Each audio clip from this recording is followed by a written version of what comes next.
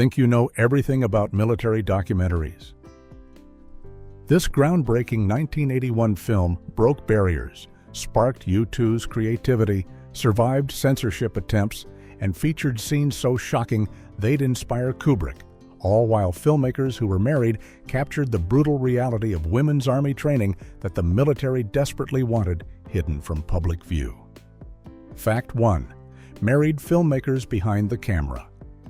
When directors Nick Broomfield and Joan Churchill set out to make Soldier Girls in 1981, they weren't just professional collaborators working together on a documentary project. They were actually husband and wife, which added a unique dynamic to the entire 14-week filming process at Fort Gordon, Georgia. The couple had met years earlier at the National Film School in England, where they were both studying filmmaking under Professor Cullen Young, and their shared passion for documentary cinema quickly turned into both a romantic and creative partnership that would produce some of the most groundbreaking observational documentaries of the 1980s. While many documentary filmmaking teams struggle with creative differences and clashing visions, Broomfield and Churchill had developed an almost intuitive understanding of each other's approach to capturing reality on film, with Churchill serving as both co-director and the primary cinematographer, while Broomfield handled sound recording and shared directing duties. This intimate working relationship meant they could communicate wordlessly during sensitive filming moments, knowing exactly when to push forward with the camera and when to hold back, which was crucial when documenting the intense and often brutal interactions between drill sergeants and female recruits during basic training. The fact that they were married also meant they were essentially living and breathing this project together 24 hours a day for those 14 weeks, discussing what they filmed each evening and planning the next day's approach, creating a level of creative immersion that would be difficult to achieve with a more traditional director-cinematographer relationship. Their partnership on Soldier Girls would eventually lead to several more collaborations, including films like Tattooed Tears and Lily Tomlin, though the couple would later divorce and Churchill would go on to marry sound recordist Alan Barker, with whom she continues to work today. Fact 2. U2 secretly sampled the cadence. Call. One of the strangest connections between Soldier Girls and popular music happened almost by accident when Bono, the lead singer of U2, was sitting in the green room at Windmill Lane Studios in Dublin during the recording sessions for their 1983 album War, and happened to be watching the Soldier Girls documentary on television while waiting around between takes. Something about the footage struck him as deeply relevant to the themes the band was exploring on their new album, particularly the song Seconds, which dealt with nuclear proliferation and the constant threat of global destruction during the Cold War era. So he decided to grab a recording of a specific section from the documentary that featured the female recruits chanting their airborne ranger cadence during a marching drill. The sample that Bono captured runs for approximately 11 seconds and appears right around the 2-minute 10-second mark of the song Seconds, creating a stark and unsettling break in the music where you can hear the voices of the women from Charlie Company calling out their training chants. According to interviews with The Edge, who sings the first 2 verses of Seconds, making it one of the rare U2 songs where he takes lead vocals, the band felt that this disturbing evidence of soldiers training for potential atomic warfare fit perfectly with the song's dark message about how quickly the world could end. The sample includes the sound of the photographer telling the recruits to hold their position and smile, followed by the women's voices repeating their cadence about wanting to be airborne rangers and living a life of danger, which adds an eerie layer of authenticity to a song that was already questioning the military-industrial complex and the arms race between the United States and the Soviet Union. Fact 3. The chicken beheading scene was real. Perhaps the most shocking and unforgettable moment captured in Soldier Girls happens during a combat survival training session when a male instructor, who viewers came to know as the Corps' Colonel Sanders, demonstrates to the female recruits how to kill and prepare a chicken in various combat situations where soldiers might not have access to their usual tools or full use of their limbs. The instructor starts by explaining that when both hands are free, the standard method is to wring the chicken's neck, and he demonstrates this technique by giving the white chicken he's holding a violent swing, while the recruits watch and audibly moan in discomfort at what they're witnessing. He then moves on to explain what a soldier should do if they only have one hand and one foot available, instructing them that in this scenario, you would step on the chicken's neck with your boot and then rip off its head with your one functioning hand, though thankfully, he doesn't actually demonstrate this particular method on camera. But the instructor doesn't stop there, because he wants to prepare these women for absolutely any combat situation they might face. So he explains that if a soldier finds themselves completely immobilized or without use of any limbs, they would need to bite the chicken's head off with their teeth, and to the horror of everyone watching both in the documentary and in movie theaters, he actually follows through and bites off the chicken's head right there on camera. The scene was so disturbing to audiences that years later, one film reviewer jokingly commented that the documentary's relatively low rating on certain websites must be due to the chicken sympathy vote from viewers who couldn't get past that one traumatic moment. Fact 4. First woman to win BAFTA Documentary Award. When Joan Churchill accepted the BAFTA Award for Best Documentary for Soldier Girls in 1982, she wasn't just celebrating the success of an acclaimed film, she was actually making history as the first woman ever to receive this prestigious honor from the British Academy of Film and Television Arts. Breaking through a significant gender barrier in a field that had been almost exclusively dominated by male filmmakers since the award's inception. Churchill's groundbreaking win was particularly meaningful because she had earned the recognition not only as the co-director of the film alongside Nick Broomfield, but also as the primary cinematographer, meaning she had literally held the camera and made the crucial visual decisions throughout the entire 14-week shoot at Fort Gordon,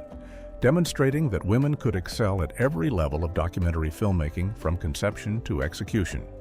The BAFTA Award specifically recognized Churchill with the Flaherty Feature Documentary Award, which acknowledged both the artistic merit of Soldier Girls and its powerful social commentary on military culture, and the treatment of women in the armed forces during the early 1980s. Churchill's achievement opened doors for future generations of female documentary filmmakers and cinematographers, proving that women could handle the physical demands of documentary production, which often requires carrying heavy camera equipment for extended periods while also possessing the artistic vision and technical skill necessary to create compelling cinema.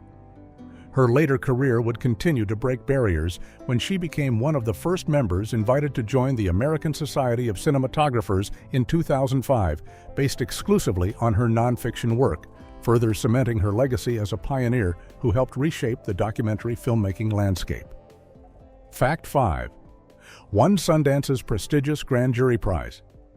Soldier Girls achieved what many documentaries can only dream of when it premiered at the Sundance Film Festival in 1981 and walked away with the Grand Jury Prize for Documentary, which is one of the highest honors that any nonfiction film can receive at what has become the most influential independent film festival in the United States. This victory at Sundance was particularly significant because the festival was still in its relatively early years of championing bold and unconventional documentary filmmaking, and the selection committee clearly recognized that Broomfield and Churchill had created something genuinely groundbreaking with their unflinching observational approach to capturing military life. The film's success didn't stop with just the Sundance Prize, as it also earned the Flaherty Documentary Award, which is named after pioneering documentarian Robert Flaherty and represents another major recognition within the documentary filmmaking community for work that pushes the boundaries of the genre. These combined accolades helped establish Soldier Girls as one of the defining documentary achievements of the early 1980s and ensured that it would be screened at prestigious venues like the New York Film Festival, the Toronto International Film Festival, and film exhibitions around the world. The awards also provided crucial validation for the filmmaker's decision to use pure cinema verite techniques without any narration or formal interviews, proving that audiences and critics could handle a more challenging and immersive documentary style that trusted viewers to draw their own conclusions from what they witnessed on screen. The recognition from Sundance in particular helped the film secure distribution through First Run Features, a New York-based company that specialized in bringing art house and documentary films to theaters across the country. Fact 6 may have inspired Full Metal Jacket. When Stanley Kubrick's Full Metal Jacket hit theaters in 1987 with its intense and brutal depiction of Marine Corps basic training at Parris Island, several film critics and reviewers couldn't help but notice striking similarities between the famous first half of Kubrick's film and the documentary Soldier Girls that had been released 6 years earlier. Multiple reviewers specifically pointed out that the documentary's harrowing portrayal of drill instructors psychologically breaking down recruits through constant verbal abuse, physical punishment, and dehumanizing treatment very clearly may have served as inspiration for Kubrick's fictional account, particularly since both films capture the same essential process of stripping away individual identity to create soldiers who will follow orders without question. The parallels are especially noticeable in the way both films show instructors targeting specific recruits who struggle to adapt to military discipline, with Soldier Girls following Private Joanne Johnson's resistance to the system in a way that echoes the tragic arc of Private Pyle in Full Metal Jacket. Though, of course, the documentary shows real events, while Kubrick's film takes a much darker fictional turn. Some viewers have even noted that watching Soldier Girls can feel almost like watching the documentary footage that might have informed Kubrick's meticulous research process, since the legendary director was known for studying every possible resource when preparing his films, and would certainly have been aware of one of the most acclaimed and controversial military documentaries of the early 1980s. While Kubrick never publicly confirmed whether he watched Soldier Girls during his preparation for Full Metal Jacket, the timing and thematic overlap make it entirely plausible that the documentary influenced his vision. Fact 7. Released after Private Benjamin for counter-programming. The timing of Soldier Girls' release in 1981 and 1982 created an almost perfect counter-narrative to the hugely successful Hollywood comedy Private Benjamin, which had come out just a year earlier in 1980 and starred Goldie Hawn as a pampered socialite who joins the Army and eventually finds empowerment through military service, all while the film maintained a lighthearted and often comedic tone throughout. While Private Benjamin had been a massive box office hit that portrayed women's military experience as quirky, glamorous, and ultimately uplifting, with Goldie Hawn's character finding romance and personal growth in an almost fairy tale version of Army life. Soldier Girls showed audiences the harsh and unvarnished reality of what basic training actually looked like for real women at Fort Gordon in Georgia. Film critics at the time recognized this stark contrast, with one noting that the tone of Soldier Girls served as a downbeat, though essential corrective to the romanticized Hollywood version of women in uniform that audiences had been enjoying. The documentary arrived at a moment when the public conversation about women's roles in the military was gaining momentum, partly due to the Equal Rights Amendment debates and the Army's increasing acceptance of women on more equal terms with men. So having both the fictional comedy and the real documentary in theaters around the same time created an interesting cultural dialogue about what military service actually meant for women. Where Private Benjamin suggested that the Army could be a fun adventure that builds character and leads to personal fulfillment, Soldier Girls documented the brutal psychological tactics, physical punishment, and systematic breaking down of individuality that the military actually used to transform civilians into soldiers. Fact 8. The Army called it extremely distorted. After Soldier Girls was completed and began screening at film festivals and theaters around the country, the United States Army got wind of the documentary and decided to watch it for themselves, to see exactly how their basic training program at Fort Gordon had been portrayed to the public. And according to Joan Churchill, in a printed statement she provided to journalists, the Army's official response was to condemn the film as an extremely distorted account of what basic training was actually like for female recruits. This condemnation put the filmmakers in an interesting position because everything shown in the documentary was real footage captured during actual training sessions over those 14 weeks, with no stage scenes, no actors, and no manipulation of events beyond the normal editing process that any documentary requires to turn hundreds of hours of raw footage into a coherent 87-minute film. Churchill defended the documentary by pointing out that it never claimed to show the complete story of basic training in the way that an official Army informational film would present it, but instead offered quick glimpses and revealing moments that captured the reality of what happens when the military system comes up against recruits who aren't quite prepared for the experience and don't think they like what they're finding.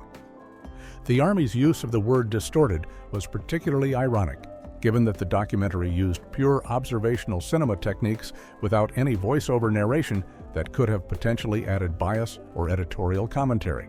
meaning that viewers were simply watching real drill sergeants and real recruits interacting exactly as they did whether cameras were present or not. The military's negative reaction likely stemmed from the fact that soldier girls showed aspects of basic training that didn't align with their preferred public image.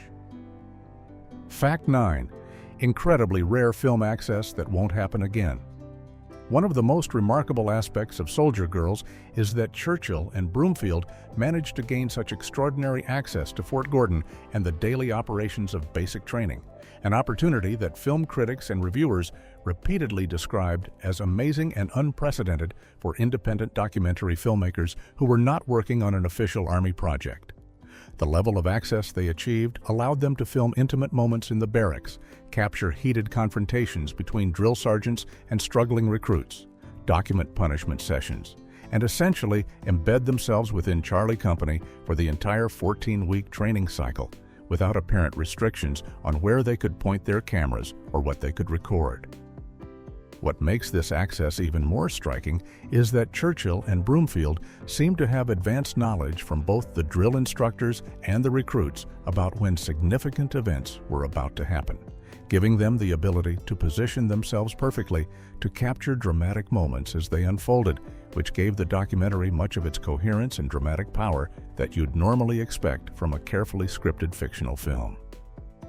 Several reviewers recognized just how rare and unrepeatable this access was, with one critic explicitly stating that they seriously doubted the Army would ever let any independent filmmakers get this close again, even in non-combat training situations like basic training at a domestic base. The reasoning behind this prediction was that while the film wasn't necessarily negative toward the Army and actually showed considerable sympathy for the drill sergeants doing their difficult jobs, it was still realistic enough to reveal aspects of military training that the Pentagon's public relations machine would prefer to keep away from civilian cameras and public scrutiny. Fact 10. Featured on Siskel and Ebert's sneak previews. Soldier Girls received a significant boost in visibility and mainstream recognition when it was featured on Sneak Previews, the nationally syndicated television show hosted by film critics Roger Ebert and Gene Siskel, in an episode that aired on February 11, 1982, bringing this challenging art house documentary to millions of viewers who might never have encountered it otherwise. The episode in question reviewed 4 films including Cannery Row, The Boat is Full, Soldier Girls, and Making Love, placing the documentary in the company of both mainstream Hollywood productions and other serious dramatic films, which helped legitimize documentary cinema as worthy of the same critical attention and discussion as fictional narrative features. For a documentary that was being distributed by the small independent company First Run Features and was primarily screening at art house theaters in major cities like New York, Los Angeles, and Washington, D.C., getting coverage on Sneak Previews was incredibly valuable because it meant that people across the entire country who watched the show every week would now know about the film and might seek it out when it eventually came to theaters in their area. The fact that Ebert and Siskel chose to include Soldier Girls alongside their reviews of more conventional films also reflected the documentary's critical acclaim and its importance as a cultural document that went beyond typical entertainment fare. The episode also featured the show's regular segment called Dogs of the Week, where the critics would highlight films they thought audiences should avoid, and that week's dogs were Private Lessons and Super Fuzz, neither of which have maintained any lasting cultural relevance. Unlike Soldier Girls, which continues to be studied and discussed decades later. Fact 11. Sergeant's haunting Vietnam confession closes film. The emotional climax of Soldier Girls comes in the final 2 minutes of the documentary, when Sergeant Hill, one of the tough male drill instructors who had been shown throughout the film, putting recruits through grueling physical and psychological tests, suddenly opens up in an unexpectedly vulnerable moment about the lasting psychological damage that his service in the Vietnam War inflicted on him as a human being. In this remarkable scene, a female recruit asks Sergeant Hill what effect the war had on him personally, and instead of giving the kind of patriotic or stoic response that viewers might have expected from a career military man, he speaks with raw honesty about how combat took away a part of his humanity, his soul, or whatever you want to call that essential quality that makes us capable of normal human connection and empathy. The sergeant goes on to explain that this loss was so profound that he doesn't even feel capable of visiting his own dying mother because the war stripped him of the emotional capacity to be present for someone in such an intimate and vulnerable moment, revealing the deep personal cost that military service and combat experience can extract from soldiers long after they return home. One reviewer described this confession as being as moving as anything they had ever heard, noting how it gave the lie to the glory of battle that gets celebrated in famous speeches like the Band of Brothers monologue from Shakespeare's Henry V before the Battle of Agincourt. The moment transforms the entire documentary because it reveals that even the drill instructors who seem so hard and unfeeling are themselves victims of a military system that breaks people down. Fact 12. OUS. Joan Churchill's father founded Churchill Films. Joan Churchill's exceptional talent as a documentary cinematographer and her deep understanding of how to capture reality on film didn't come out of nowhere, as she actually grew up surrounded by documentary filmmaking thanks to her father, Robert B. Churchill, who founded Churchill Films, a production company that became one of the most respected and widely distributed sources of educational short films shown in American classrooms for several decades. Churchill Films specialized in creating documentaries and educational content that would be screened for students across the country, covering everything from science and nature topics to social studies and cultural subjects, meaning that millions of American students probably watched films produced by Joan's father's company at some point during their education, without ever realizing the connection to the woman who would later become one of the most influential documentary cinematographers of her generation. Robert B. Churchill is actually credited in Soldier Girls itself, appearing in the film's credits as a contributor to the production,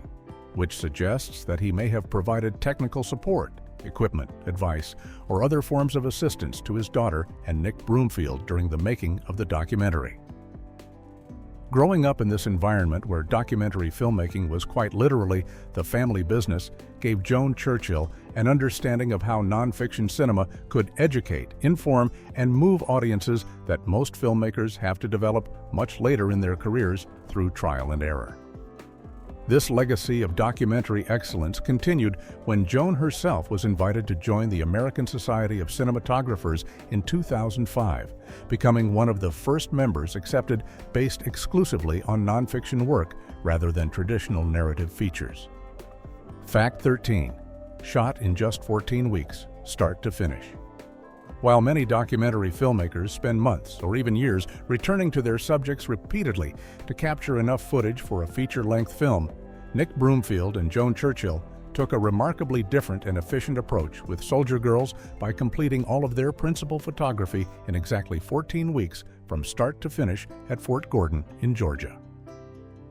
This compressed timeline wasn't an arbitrary decision or the result of budget constraints, but rather a deliberate choice that aligned perfectly with the natural structure of Army basic training itself, which typically lasts around 8 to 14 weeks depending on the specific program, meaning that the filmmakers were essentially embedding themselves with Charlie Company for one complete training cycle from the moment the recruits first arrived as civilians through their final graduation ceremony as newly minted soldiers. This approach gave the documentary a natural narrative arc, without any need for artificial structuring or manipulation of the timeline, as viewers could watch the transformation of these women from confused and overwhelmed newcomers into hardened military personnel who had either successfully adapted to the system or been pushed out for failing to meet the Army's demanding standards. The decision to commit to such an intensive filming schedule also meant that Broomfield and Churchill had to be present and ready to film constantly throughout those 14 weeks, never knowing exactly when a crucial moment might happen that would become essential to the final documentary, which required an enormous amount of physical stamina and mental focus from both filmmakers. The concentrated filming period also helped the crew build trust and rapport with both the drill instructors and the recruits, allowing them to fade into the background. Fact 14. No voiceover or interviews. Pure observational cinema. One of the most striking and unusual aspects of Soldier Girls is that the documentary contains absolutely no narrator voiceover explaining what viewers are watching, and no formal sit-down interviews where subjects speak directly to the camera about their experiences, making it an example of pure cinema verite, or observational cinema, in the tradition of legendary documentary filmmakers like the Maysles brothers, who pioneered this fly-on-the-wall approach to capturing reality. Instead of relying on explanatory narration or talking head interviews to provide context and meaning, Broomfield and Churchill simply let their cameras observe events as they unfolded naturally, trusting that viewers would be able to understand the dynamics and draw their own conclusions from what they witnessed on screen without needing a narrator to tell them how to interpret each scene.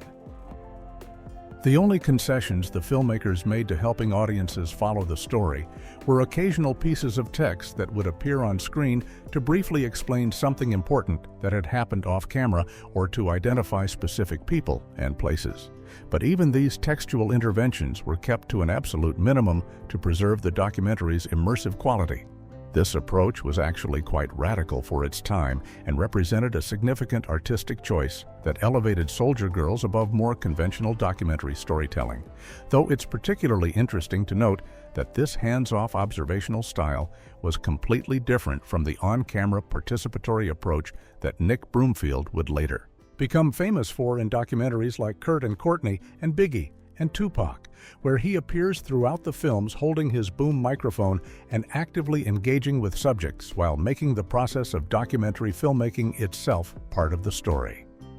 Fact 15. The grinning punishment was real. One of the most absurd yet deeply troubling recurring elements in Soldier Girls involves Private Joanne Johnson, a recruit who became a particular target for the drill instructors at Fort Gordon because of what they perceived as her inability to maintain proper military bearing, specifically her tendency to smile or grin at inappropriate moments during formations and training exercises.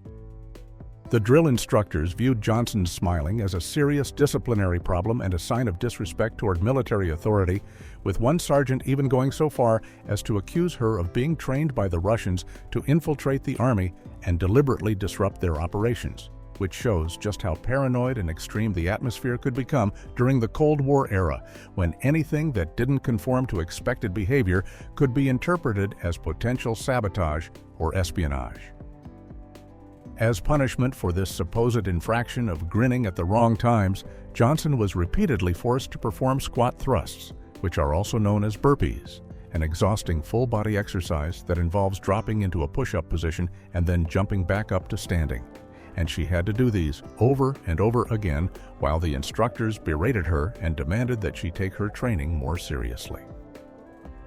The documentary shows Johnson going through this punishment multiple times throughout the 14 weeks. And despite the constant physical punishment and psychological pressure being applied to break her spirit and force her to conform to military standards, she continued to smile and maintain a sense of rebellious independence that the drill instructors simply could not tolerate in someone who was supposed to be transformed into an obedient soldier who follows orders without question or hesitation.